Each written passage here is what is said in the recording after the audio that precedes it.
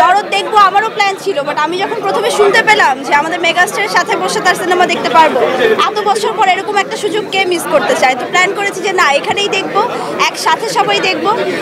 আসলে everything is fair in love and war, না? Thank you. চোখে কি বলছো? শাকিব ভাইয়ের কথা আলাদা করে কি বলবো?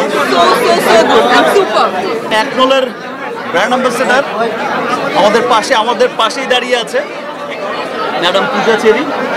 আজকে ওনার সৌজন্যে, ওনার একনল ব্র্যান্ডের সৌজন্যেই আমরা সকলে সিনেমা দেখতে এসেছি, আপনারাও দেখলেন। থ্যাংক ইউ ফর ইউর একনল। ছোটবেলা থেকে এখন পর্যন্ত এক শাহরুখ খানকেই দেখে আসছি, আর সেই হলিউডে সেই টম ক্রুজকেই দেখে আসছি।